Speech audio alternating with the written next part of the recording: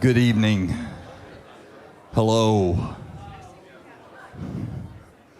Good to see you here this evening. I'm still singing bass, trying out for a quartet, Southern Gospel Quartet. I sound worse than I feel, I can assure you.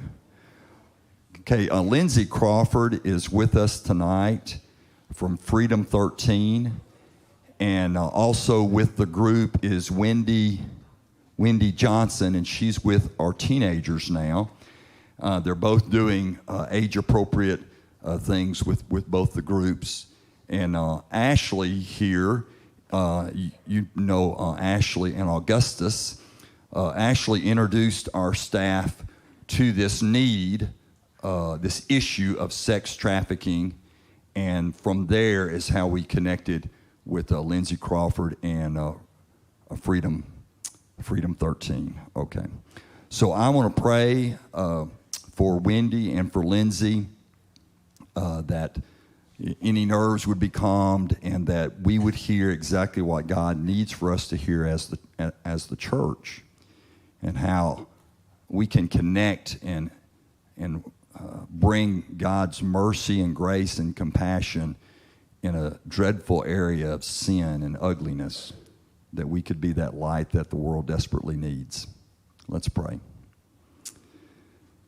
God, I thank you for ministries like Freedom 13 that address specific needs that might pass our attention if it wasn't for their ministry. And Lord, I pray that tonight our hearts would be touched, we would be stirred with motivation and compassion and just knowledge. And Lord, that you would use that to make us a better church and to make our community better. God, we know that sin is real, but sometimes we don't always know where it's at or how to look for it. So Lord, I pray you'd give us the awareness of where sin might creep into our own lives and also into the lives of our children and grandchildren. In Jesus' name I pray. Amen. Come on up here, Lindsay. And then also, I believe you're going to allow some time for questions afterwards, correct? Okay, so that's why our mics are here at the front, is for questions. So come on up here. Hello, everyone. I'm just coming in on two wheels here from Ruston, so bear with me on my what appears to be frazzleness, but it's not. Don't worry. I'll turn it around. I just thank you so much. Ashley, thank you just for your praises and the knowledge I've learned from you, and which she made this possible, where I could be here tonight. And there's so many places that I could start from. You know, I could give you the backstory. I could tell you about my own personal salvation and my growing up, but that's not what I'm here to do. So I'm just going to start with the beginning of Freedom 13. I'm going to share with you some some stories along the way. And I want to be sure that I share with you the topics that you are anticipating me to elaborate on. I know there's several of you in here who are curious about human trafficking and what that looks like for our area, and I plan to share those things with you. But I would also like to tell you of the other things that we're doing at Freedom 13, because what I will share with you tonight and the other things that we're doing, that they all connect. They all connect. So I'm a preacher's kid, and I have a hard time saying where I'm from because I never lived in one place for more than 6 years. That's just, how it is. In fact, I went to 9 different schools between 1st and 12th grade. And it bugs me now that I didn't have a new school for every grade, because that would have been really cool to say. But I almost did. And so when I met my husband, and, he has a business in town, and he grew up there, all of his family's there, there was just something appealing about that, to be able to put my roots down. And that's exactly what I've been able to do. I have been in Ruston now nearly 24 years, and my husband and I have been married almost 23 of that 24. We have 3 kids. I have a freshman at Louisiana Tech. Very strange for me to say that, because he still feels like a little boy to me. It's just weird to have someone college. But my middle son is a junior at Ruston High School, and our youngest, our daughter, she is a sixth grader at A.E. Phillips. So when I tell you guys that I am in the thick of it with these kids and the concerns that surround all that come with being a kid in this culture, I am right there in the middle of it. So some of the things that I'll share with you are mistakes that I made, but things I learned from also. Would you raise your hand if you are a grandparent?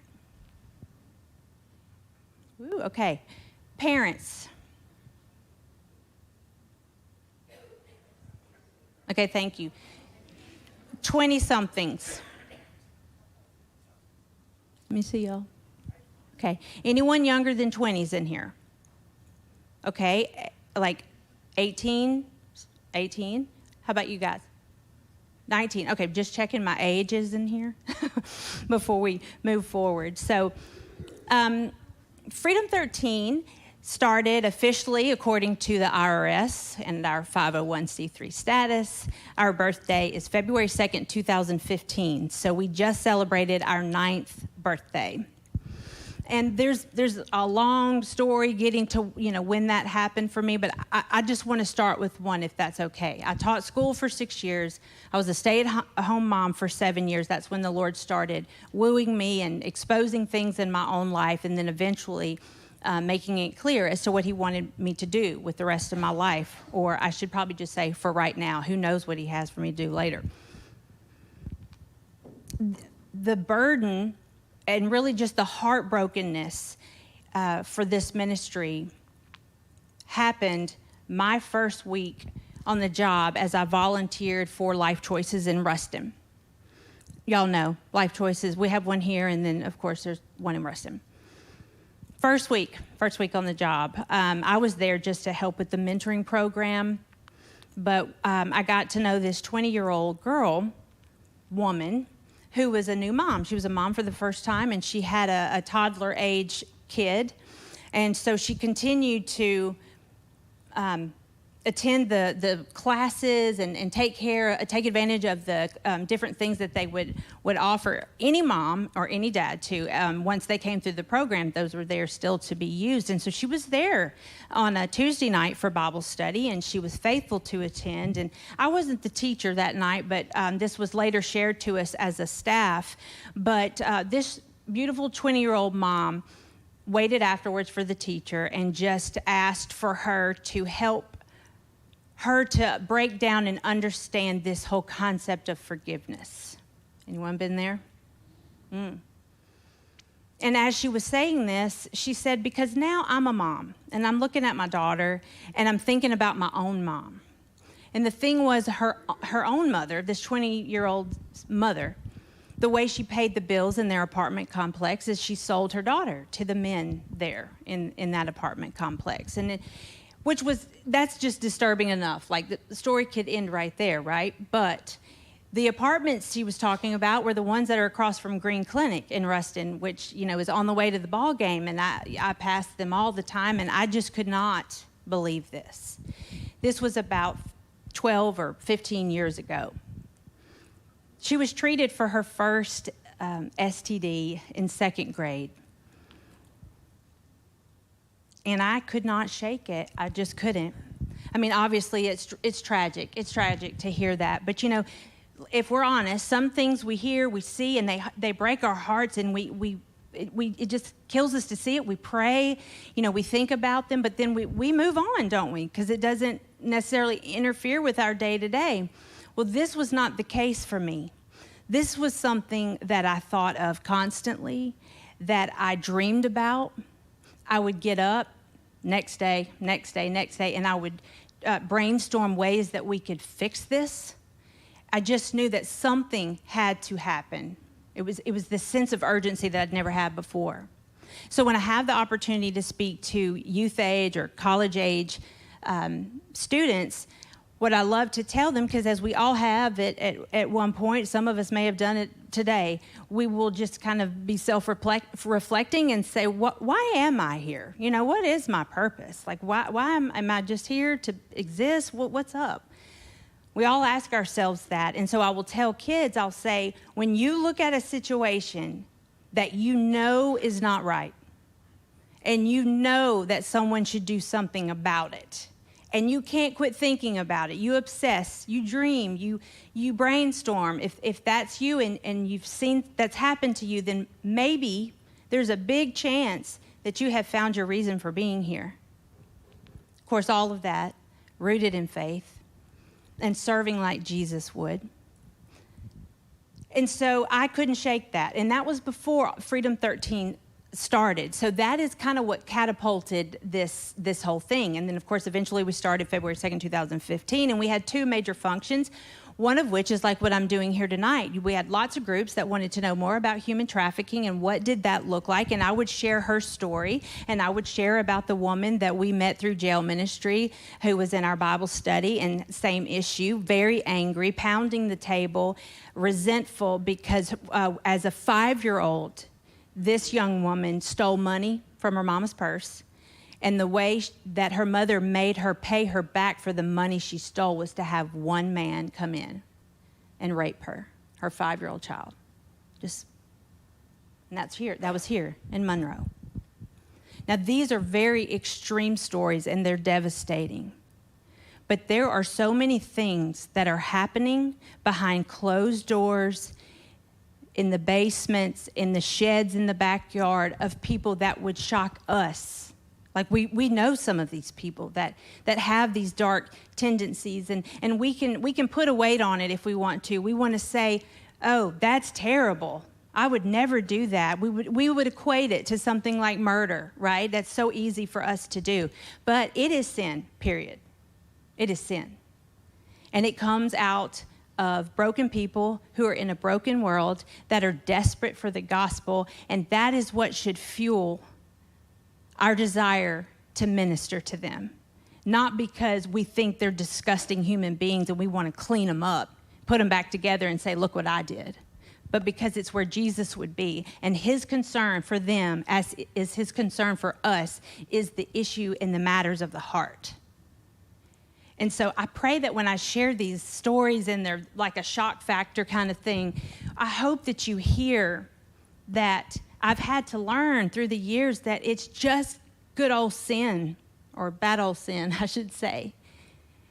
And it's been an honor to work with women like the ones I mentioned, because, you know, in our culture today, we don't see many miracles like that we read about in the Bible, okay? We would love to.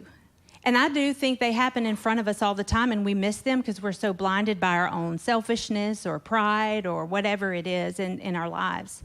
But to be able to sit on the front row of the Lord plucking someone out of the worst situations, putting them on the path that he had for them from the beginning before the first day of their life happened, to put them back on that, for them to be safe, to find a reason to live, to find Jesus, to get a hold of that fire that burns in our belly when we are first-time believers, and to be so desperate she's willing to go back on the street so she can tell everybody there that you don't have to live like this. Come with me. To see that, now that's a miracle. So Freedom 13's mission statement is to rebuild dignity into the lives of those that we serve. Now that statement is based on our theme verse. Our theme verse is Galatians 5:13, and I'll say it in just a minute, but I want y'all to know that that is why we are Freedom 13. The word freedom was obvious to me as I was, going through all the ideas that the Lord was giving me, praying and not really understanding what was happening with this ministry.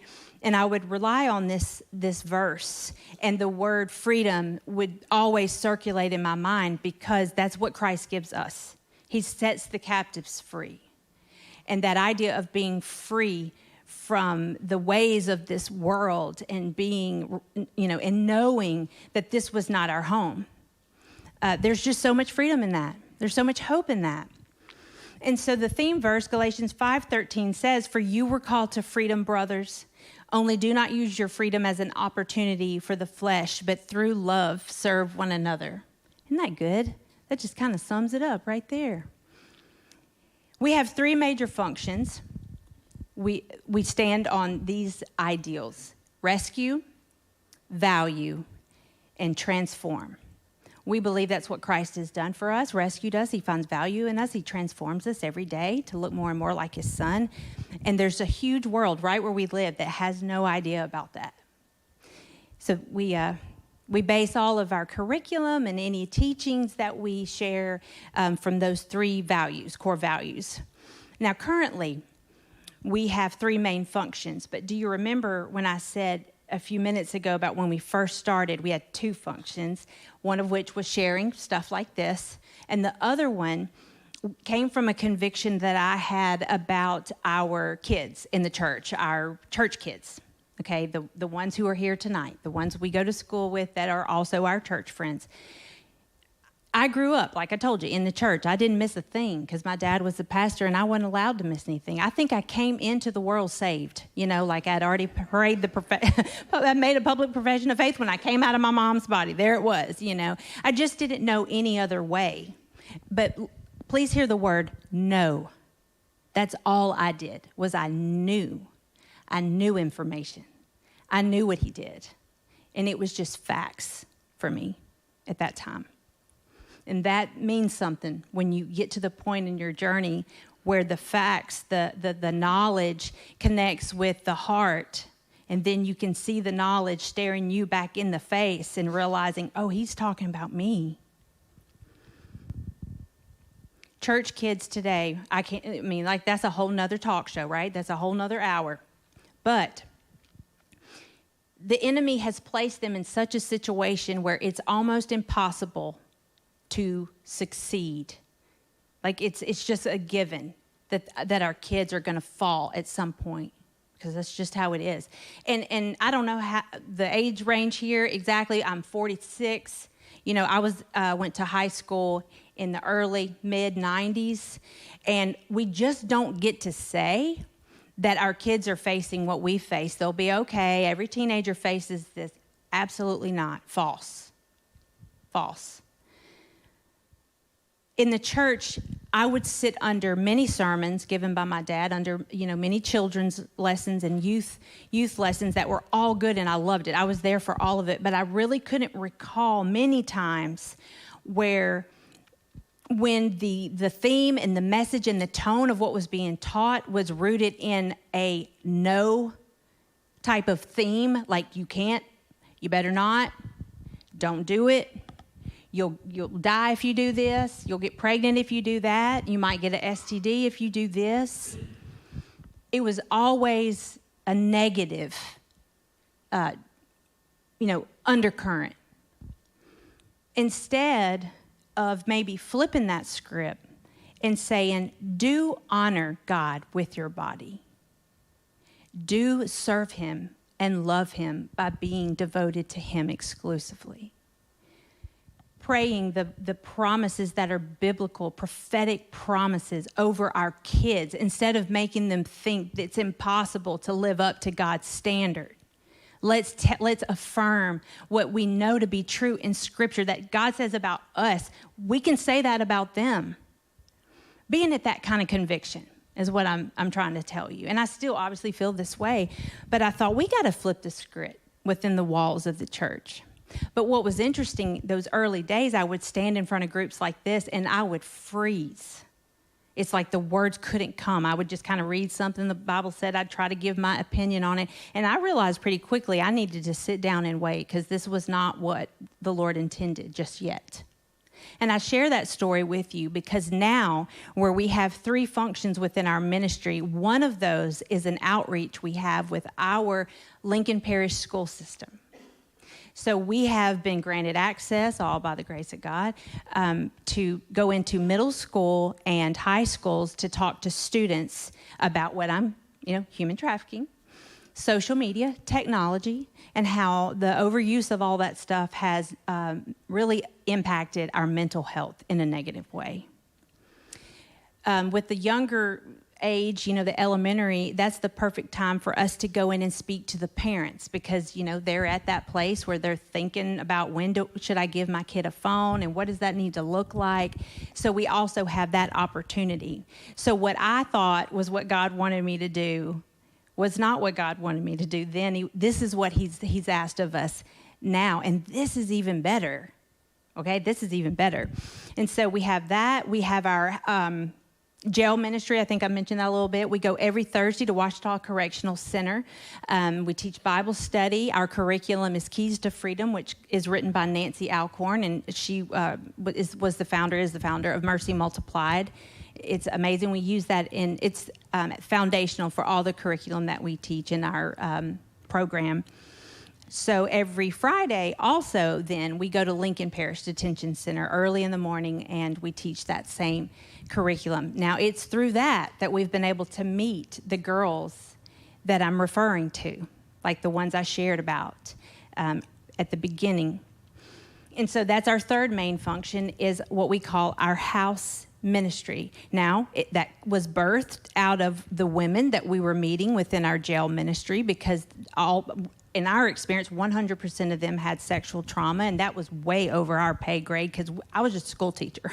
I'm not a professional counselor. And so we met with someone in Shreveport, Cassie Hammett with the Hub. She has Purchased, which is their trafficking outreach that was also birthed out of their homeless ministry.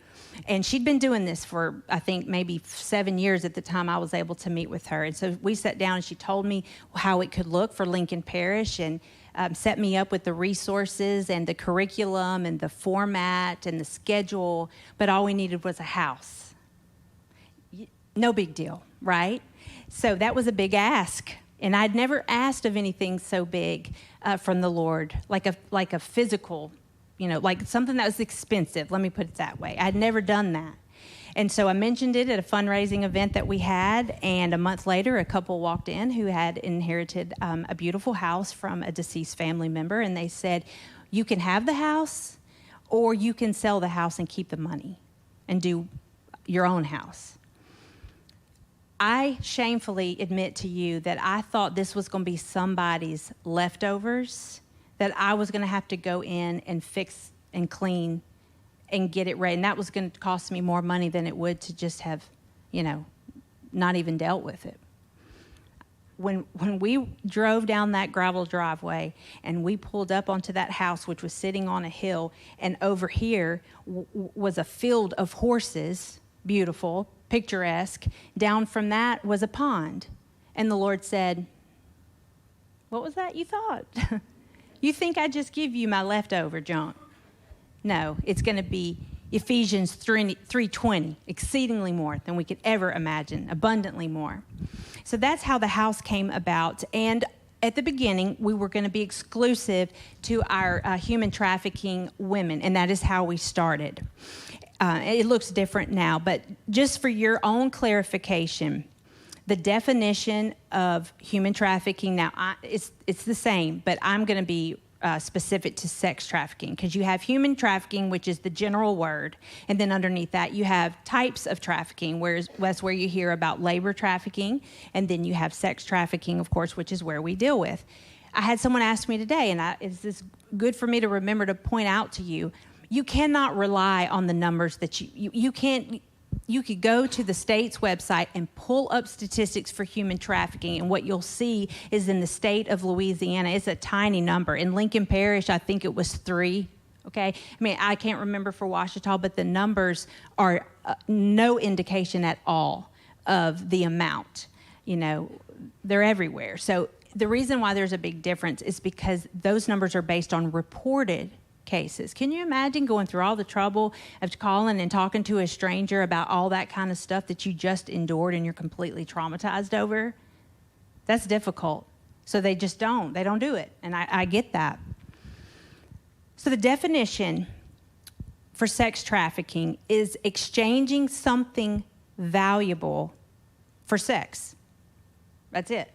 Now, it can be anything. Most of the women we have worked with, the big common denominator of all and any of their issues has been drug addiction, 100%.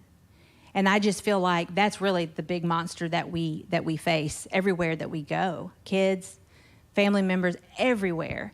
Trafficking for those women who had the drug addictions was really about fourth or fifth on their list of issues. It was not the main concern. And that's what's sad about it is, oh, yeah, I've done that, but, that ain't no big deal. That's their attitude about it. When we know those sins that are committed against the body are unique because they are sins that are committed against the temple of God, the potential temple of God in someone lost, and then for us who have Jesus in our lives. So as far as anything valuable, I'm talking about it could be someone who just needs somewhere to stay the night. They're homeless. They have nowhere to go. It might be a woman who needs diapers because she doesn't have the money to buy them for her baby. It could be cigarettes. It could be alcohol. Of course, in most cases, it is for drugs. Women just, I can't speak for men, but it's probably true. The drug addiction takes over so much that you care nothing about anything else. You don't care about your kid. You don't care about yourself. It has completely taken over and consumed you, and you are just chasing after that high at any cost. Doesn't matter. We had when we had our fourth student, actually our third and fourth, they came together. We've had 5, by the way. We have our 5th student with us now, and she's about to graduate in a couple months. But the student number 3 and number 4 came together, and they have incredible stories, incredible testimonies, and those are for them to share. But what we learned about this particular student, her name is Jessica, the trauma that she had in her background was from her dad, was from her own father. He would strap her down to mattresses, and he would have his way with her when she was 14. And the other way that she was traumatized is they would go out to the shed in the back, and if he'd call his buddies up, his pals, drinking buddies, and they would pay him money to have sex with his daughter. And just that was, round the clock. That happened in South Louisiana. The other student, her name is, I'm not going to say her name because she wouldn't appreciate it, but she's a North Louisiana girl, grew up around Ruston, where I live, and she didn't have a pimp, and she didn't, have any, and she came from a good home and was taken care of, but she started doing drugs and got with a guy who also did drugs, and he would make her do certain acts on him, and he would give her drugs. And so I share this story with you because this could easily be my daughter. Okay, now when I say easily, I'm not going to put her on the street corner. That's never going to happen. I'm the helicopter mom. I go with her to the bathroom. I do all that. Okay, she's 12. So it's not that. It's other ways that predators are getting creative in grooming their victims, which I'm about to share with you about that. But all it takes is one try of an addictive substance. Just one. That's it. Saying, I'm just having a bad day. Let me just do this because I heard it feels good, and I deserve that one time. And your precious child who grew up in church and went to youth group and had a public profession of faith, you got the baptism certificate to prove it, that precious child then is never the same. She will do anything to keep that going. That could be any of our kids. It could be any of us in this room. We're all one step, one decision away from being like that. No one is exempt. It's not a particular, race or socioeconomic status. It's all of us. It's people. Now, who are the predators that I mentioned? You guys that are here right now, more than likely, I'd be willing to say 95%, that I believe that your kid, your grandkid is not going to be in a situation where they can be robbed off the street corner and thrown in a blue and white van. Y'all remember from the 80s, blue and white van, you just would give you terror. It doesn't happen like that. Now, does that happen? Can that happen?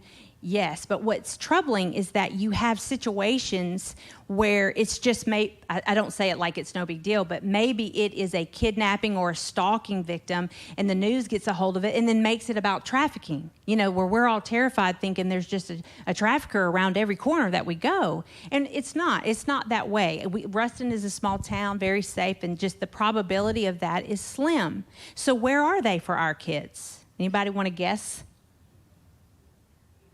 Internet, exactly, phone. Anything that can access the internet. And they know that. The predators, the groomers, they know that. So what are the things that, let's just say one of our kids got on social media and we weren't holding her accountable, and we were too tired to go in behind her, or we didn't know anything about setting time limits or restrictions. Okay, so what would that look like if someone was grooming my child? Well, first of all, you need to know it is a very tricky and creative way of manipulation. That's what it is. And the way groomers present it is it doesn't look that way to the person on the other end of the message or text or whatever. These are some of the signs. A groomer, if this is you or you know someone that is impacted this, they like to ask you to keep things secret, okay? That it's something special between you two, the two of you. Other people won't understand is what the groomer will say. And he may ask you or she may ask you to keep it secret so that they can see that they can trust you. See the form of manipulation there. But it doesn't dive off into that kind of thing right away. It's a post that your daughter might make where she's beautiful, or she's making a silly face, or she posts a picture of herself and says something in the caption that says, "Feeling so fat today." And that predator will come in and say, "Don't call yourself fat. Baby, don't call yourself fat. You're beautiful. Let me see all of you. Back up off the camera. Send that to me. I'll tell you how beautiful you are." Flattery. And when we have children who don't have that frontal, cortex of their brain, I'd be so bold to say I would probably have fallen for something like that. When you're 12, 15, 17, when you got girls who are being mean to you, guys, when you have people who are degrading you and embarrassing you, just to feel like you've been recognized or noticed and someone can come in and affirm that feels so good. Wouldn't that feel good to any of us? That would feel good to any of us. So that's how they get their start. Then, of course, they test the waters. Can you keep things secret? What room are you talking to me from? Are you in your bedroom? Are you in the living room? The predator wants to be sure that there's no one in the room who can see or hear. Then they'll start possibly sending sexual messages or images. It might start small at first, though, like asking the kid, "Have you ever been kissed? Has anyone kissed you? You're so beautiful. Surely you've been kissed by now." They'll say something about her body or his body. And then the groomer may say, well, send me pictures, just like I mentioned a minute ago. Send me pictures, or he or she will send them pictures and ask for in exchange for the pictures he sends or she sends to send it back. Does that make sense? Giving gifts, giving compliments. Now, that's hard to do when you're not seeing someone face to face, but they might send some money. They may send like what we used to call like an e-card, just a little note that says something affirming about the person. And what is real prevalent today, and this actually happened in one of Lincoln Parish high schools last year, and this was a guy, which is kind of unusual, to be honest. It was a guy who got sucked into talking back and forth with someone through direct messages on a social media platform. And he sent pictures to this person that were very explicit, his mistake, obviously. And what this predator did was he blackmailed him, basically. And this is called sexploitation, where he said, if you tell anybody about me or about this, I'm going to post this all over the internet. I'm going to send it to your family. Now, if you don't want me to do that, you can send me $100, and I won't. You see that? The groomers, they are one of two things. They're seriously sick enough to want sexual things from our kids, and or they're just greedy and they're looking for that dollar. The groomer loves to make us feel isolated, where we can't trust anyone except the groomer. And I tell you these things because I want you to have these open conversations, because I try. My kids don't always do this, probably my boys especially, but when something feels off, it's probably off. If someone sends you something that makes you go, ooh, even if it's like a picture of their feet, which happens to our girls all the time. I'll ask them what are the crazy messages and pictures they get, and that's one of the most common ones. I don't even know what that's about. To come to you, the parent, like you got to be open and willing. And when they come to you, like I had encouraged my middle school boy to do one time, and what he said to me made me want to throw up. I couldn't even look at him because, I do this for my job. It was my baby though. It was my kid. But I'm so glad he came to me, and I didn't freak out in the moment. I had a freak out later. Anybody in here know what I'm talking about? We just kind of we save our freakouts for ourselves. Or, when things are portrayed as too good to be true, don't we all know that now, that lesson by now as adults? If it doesn't feel right, if it's too good to be true, it's probably not. It most likely is not. So those are some just general characteristics of grooming, and what is happening is those predators are coming after our kids through those social media platforms. Now, can I stop here and just see if I've said anything that is not clear, or if you have questions? Sorry, I'm doing this. Anybody? Okay, cool. We'll come back to that later. I can't talk to you about predators using social media platforms without talking to you about the cell phone in general. Would that be okay if y'all get that feed? Now, if I don't give you what you want to know about trafficking specifically, please let me know. Please let me come back, answer your questions. But I'm speaking in just general terms here. And the way I plan for this is to share information with you that I thought applied to you, okay? So if our predators, if the groomers, if they're coming through electronic devices, then we got to address the issue of technology. We have to, because every home has a phone. Every home. Most everyone we know has a phone. If you don't have a phone, you're the oddball. And actually, I want to be like you, because I hate dealing with my phone. But they're just far and few between, and that's really true.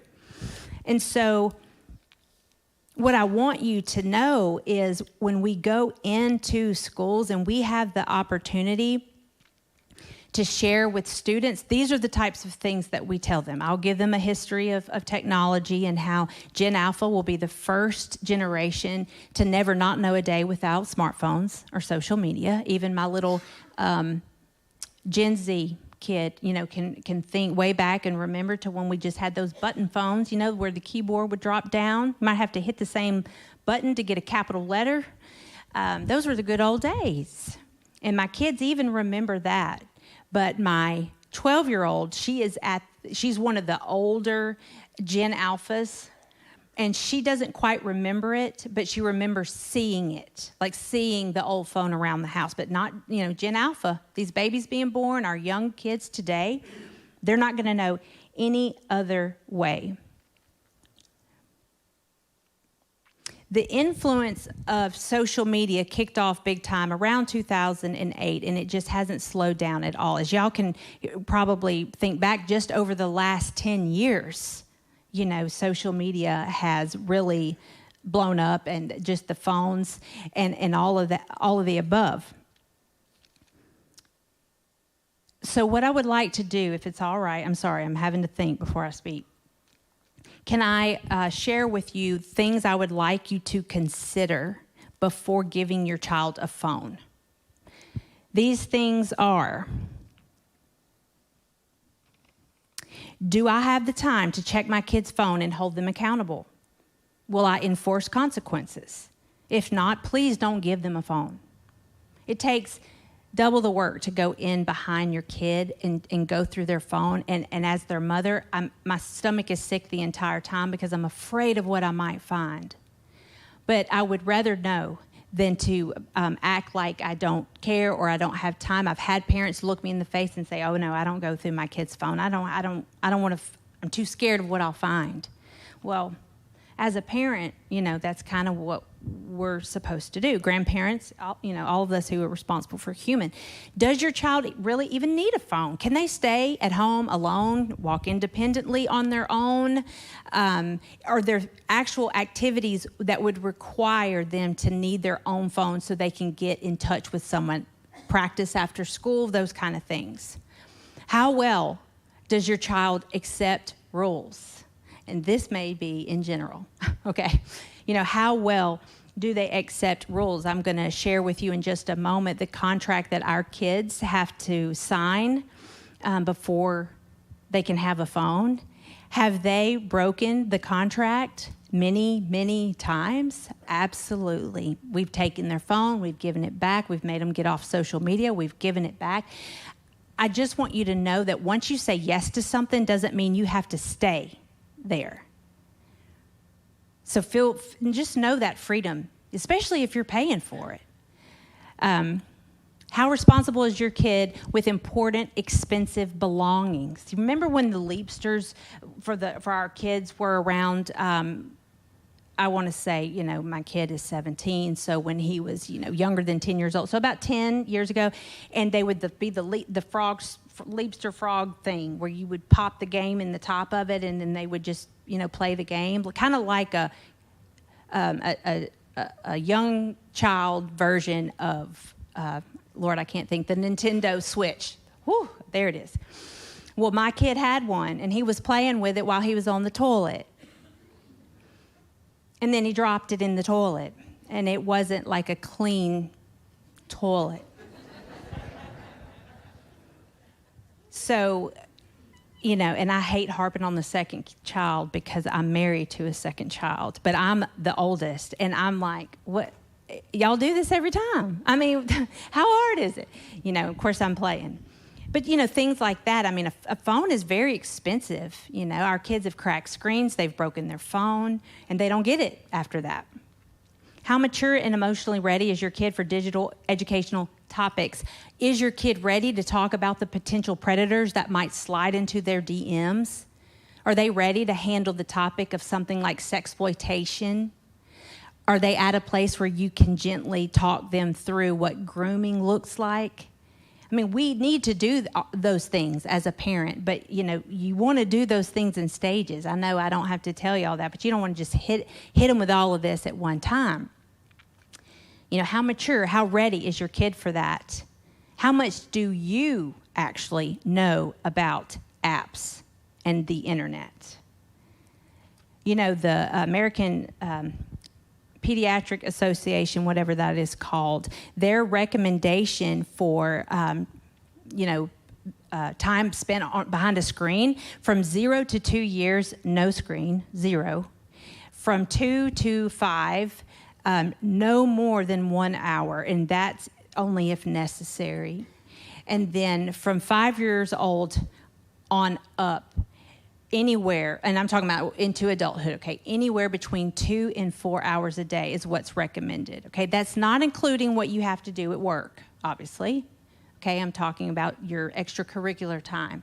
Now, if you want to, you could go to your iPhone right now and you could go into settings and you could go to your screen time, and mine probably right now says that I average 4.5 hours a day on my phone, which I'm ashamed of, but I'm being real. That's not that. Actually, 4 hours is probably, that's doing good. But when you think about our kids who, when I went and spoke at Shudrin a couple weeks ago, who were telling me 8 hours, 12 hours, it was 8 hours and higher in every class with any kid that was willing to speak. Now, let's just say Let's just go with 5, just for mathematical purposes. If you spend 5 hours a day, and there are 7 days in a week, then you are committing 35 hours to being basically in a relationship with a machine. Just think if we spent 35 quality hours with our spouse or our child or someone that we love who could really use that. I mean, we could use that, but we don't. We choose to spend it engaging on a machine, which God did not build us to have relationships with machines. It doesn't matter what faith someone believes or how they believe they came, as far as getting, in their mama's belly, or how creation actually happened. It doesn't matter, because it's still, it matters to us, but I'm saying it's just across the board. We were not meant to be in a relationship with a machine, which is why we feel isolated. It's why we feel empty. It's why when our kids get on there and they literally in their brain, it's been proven psychologically, when they get when someone loves or likes something or makes a comment, it's like a dinger going off in their brain, where everyone, it just makes them, it produces, what's that hormone that makes you feel happy? That one, endorphins.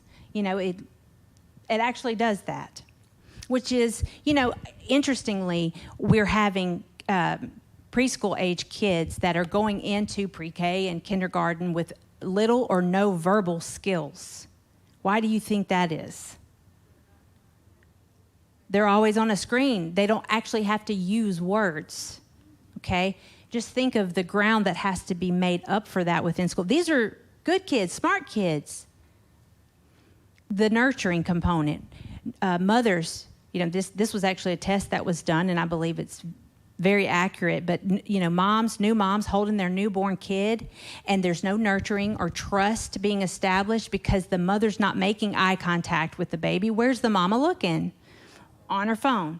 So instead of looking down at her infant, she's looking here and just scrolling, because it's what we do when we don't think we have anything else to do.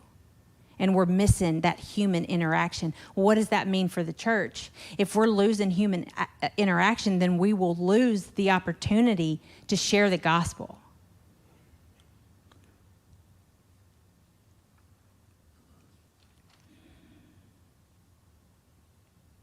There are good things to technology, but there's always an underbelly or a dark side to basically anything the world has to offer.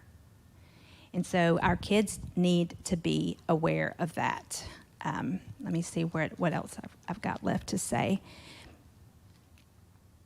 Please understand also, and then I'm done. Is that okay? And we'll do questions? Okay. The issue of pornography, which I don't know if this is right, but I like to stay away from that topic when I'm in front of a body of believers, because I know statistically it impacts a large percentage of this room. And I don't like to say that and look at y'all because, but the mirror is the self-reflecting mirror. These are things that we've all dealt with. We've either ourselves have had some type of addiction, or we've had to deal with our kids who've had, pornography. We're just like, no one is exempt from it, not even our kids. And so what I want to just reiterate is the fact, this is my opinion only. When my mother was a kid and people were coming into the world in the 50s and in the 60s and even in the 70s, criminals, people who wanted to harm children, serial killers, pedophiles, when they were coming into the world, then there was legitimately something wrong with them, with their wiring, some type of untouched trauma from their childhood. There was some, not making excuses, but there was some validity to why they were doing what they were doing. That's not the case anymore. It is my opinion that the pornography industry is mass producing criminals among us. And I think this to be true because, you have mainstream porn, which is what we think traditional porn is. Well, that, because of the way it impacts our brain like a drug, that's not enough. So then we move to homosexual, or we move to children, looking at children, but then that ends up not being enough either. So where do we go? We go to actual human beings. Okay? Now, am I saying that everyone who's looked at porn is a criminal? No. but the ability of it, the lack of knowledge, even in the secular, world, there's just not enough out there. There's not been a good, trying to explain these things. And what ends up happening is the church itself looks no different from the world as far as those numbers and other sins for that matter. And that is where the problem is, because God has called us to be set apart and to teach our kids that. And that is pretty much impossible for them. Both my boys, one who's graduated and one who's a junior at Ruston High, they have both told me separate occasions. I didn't even ask for it. They just came to me with it and said, Mom, Ruston High School is one of the darkest places in Ruston. So how are we, the church, equipping our kids in our home and in our youth groups to go share the gospel in one of the darkest places that's, our schools? Our schools. What a great opportunity. What a great mission field, but a terrifying one, where we're sending our Christian kids into those zones, those dangerous zones, ill-equipped. So I challenge you. I'm challenging myself. I'm having to watch my teenage boys go a direction that I'd never wanted them to go. Like it is no reflection on your parenting. Y'all know that, eventually they're going to just do what they're going to do because they're sinful, just like we were. They're not going to listen to their mom because we didn't. They're going to want things that are unsafe because we did. It's the nature of the beast. But keep sharing, keep talking, keep exposing, keep challenging. I don't want you to feel discouragement because this is heavy. Like I'm looking at your faces and y'all are all like, and I get that. But can I end with what I believe is happening with our young people within the church itself? We cannot lose hope, especially in our kids, where I want to look at my own and say, y'all are all going to hell in the handbasket. I don't even know how to help you. I can't get ahead of this. I don't know what terms you are using. I don't know what that means. I don't even know how to do that on my own phone. All that, it's easy to fall into that. But the truth is, why do we act like God is not big enough to handle those things? God can do whatever he wants. The fact that our kids are still seeking, they may be seeking for right things in the wrong places, but they're still seeking.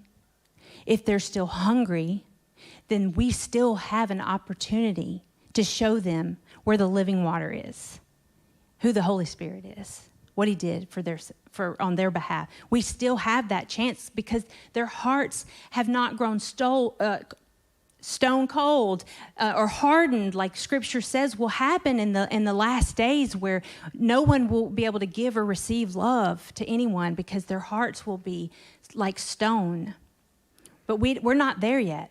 And as long as we're not there, then we must stay encouraging and preach the message of hope to our kids, because we've seen the pockets of revival take place. You've seen what happened at Auburn and Texas A&M and Corpus Christi.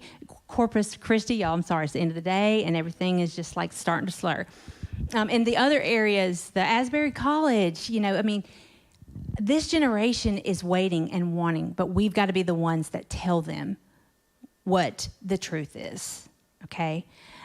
They're the most creative generation we've ever had. They're starting businesses and nonprofits in their childhood. It's harder to convince them of things because they do their own research and they can see through the things that are not right or not true, because they're exposed to information so much. They've had to figure out a system in their brain to figure out what's good, what's wrong, what's right, what's true. And so that's a good thing. That's a good thing, because we come from generations where if that's what you were told, that's what you did. And you didn't ask why, unless you wanted to get a spanking. They're not that way. They question. They think. They're innovative. And they're still hungry. They're still seeking. So let's be hopeful in that. And the other stuff we just do because we're parents and we love our kids. Yes. Okay.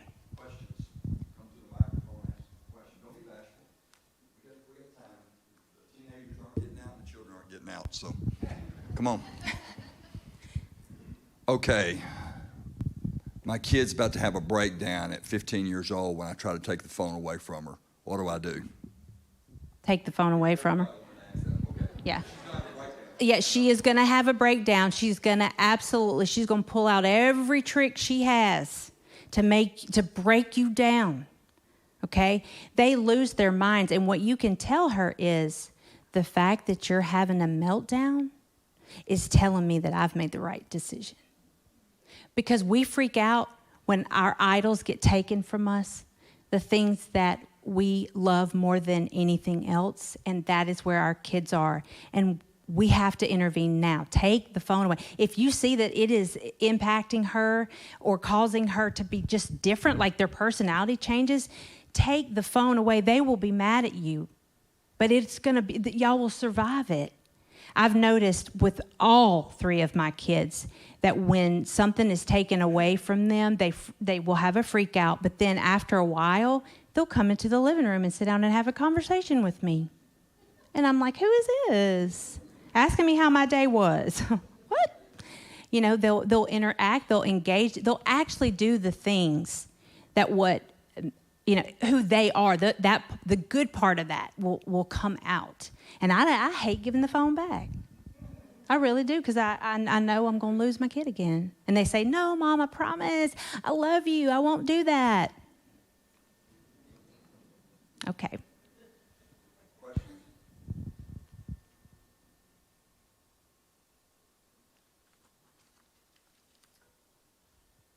I brought copies, probably not enough for everybody. Oh, I'm glad, of this cell phone contract that we use with our kids. I forgot to mention that to y'all. So, let me ask you this. I've got a 15-year-old grandson and a 12-year-old granddaughter. And at times when I try to bring stuff up that my daughter's letting them to do, her question is, or to me, she goes, Daddy, you're so mean and you made me do everything you said to do. I don't want to do that to my kids. How, because I've raised mine, yes ma'am, no ma'am, and kids are not taught that these days. You don't hardly ever hear that. Yeah. But the thing is, though, when they do come home, and you see, I asked my daughter, why do you do that? Well, because you never let me do it. How do you deal with that? Are you talking about adult children? Yeah. When they ask those questions? No, my daughter is 38. Okay. And it's her kids. Got you. And like I said, when you see stuff that you don't agree with, and like the last time she come down, I told her, I said, hang on, honey, this is my house. That's right. You got to do what I tell you. Now, when you go home, you don't have to. Mm-hmm. But here, we're going to do it this way. Mm-hmm. And she goes, that's why I don't do it at my house. So how do you handle that in a Christian way? When your own daughter says that to you about the grandkid. Mm-hmm. I just want to be clear about it. Yeah, her kids. That's hard, and it's painful, and it's unfair for us to say to our parents. Okay? So adult children out there,